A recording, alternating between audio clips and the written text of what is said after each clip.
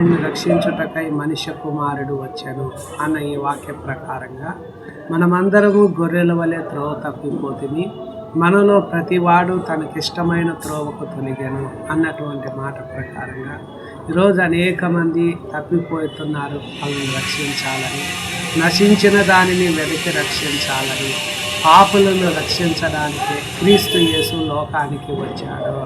కనుక యేసు అనగా తన ప్రజలను వారి పాపముల నుండి ఆయన రక్షించడానికి వచ్చాడు. అనగా ఈరోజు మనిషి ఎలాగ ఉంటున్నారంటే పాపానికి అమ్మబడి శరీర సంబంధిగా మారిపోయినాడు. అనగా శరీరానుసారమైన మనస్సు, దేవునికి విరోధంగా, దేవునికి లోబడకుండా, దేవునికి ఇష్టం లేని కార్యములన్నీ జరిగిస్తూ ఉన్నాడు.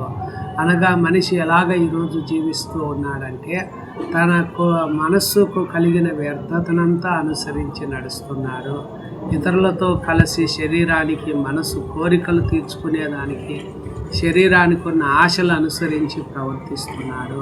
చుట్టూ ప్రజలు అన్యజనులు నడిచినట్లుగా పోకిరి చేస్తూ దురాశలు, మద్యపానము, అల్లరితో కూడిన ఆటపాట్లు, తాగుబోతుల విందులు మొదలైన వాటిలో నడుచుకొనుచు తన ఇష్టాలు నెరవేర్చుకునే దానికోసం మనిషి పరిగెత్తుతూ ఉన్నాడు.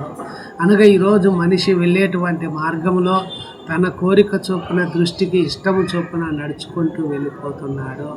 బైబిల్ చెప్తుంది మన ముందర 2 మార్గాలు ఉన్నాయి. ఈరోజు తను వెళ్ళే మార్గము చీకటి తనను కమ్మేసింది, చీకట్లో నడుస్తున్నాడు. కావున తాను ఎక్కడికి పోతున్నాడు అనే విషయము మనిషికి తెలియడం లేదు. కనుకనే ప్రభువు మన ముందర 2 ద్వారాలు ఉంచాడు. ఒకటి జీవానికి పోయే ద్వారం ఉంది, మరొకటి నాశనమునకు పోవు ద్వారము. వెడల్పుగా ఉంది, ఆ దారి విశాలంగా ఉంది, దాని ద్వారా ప్రవేశించువారు అనేకులు.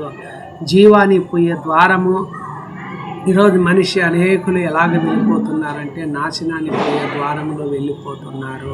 విశాలంగా ఉంది, ఆ మార్గంలో వెళ్ళిపోతున్నారు. కావునని యేసు మన ముందర జీవ మార్గాన్ని తెలపడానికి వచ్చాడు. లేఖనాల్లో, పరిశుద్ధ గ్రంథంలో, లేఖనములు యందు నిత్య జీవము కలదు. సంఘంలో జీవ మార్గాలు మనకు తెలపబడుతున్నాయి. ఒక ధనవంతుడు యేసు దగ్గరకు పరిగెత్తుకొని వచ్చింది, సద్బోధకుడా, నిత్య జీవమునకు వారసుడనగుటకు నేనేం చేయాలని అడిగాడు. అందుకు యేసు ఆజ్ఞలను గైకొనుము అన్నాడు. ఈరోజు యేసు దగ్గరకు మనం ఎందుకు రావాలంటే జీవ మార్గాలు తెలుసుకునేదానికి. యేసు అంటున్నాడు, నేనే మార్గము, సత్యము, జీవము, నా ద్వారా తప్ప తండ్రి యొద్దకు ఎవ్వడూ రాడు అంటున్నాడు. కనుక మనిషి జీవానికి పోయే ద్వారమును వెళ్ళాలంటే యేసు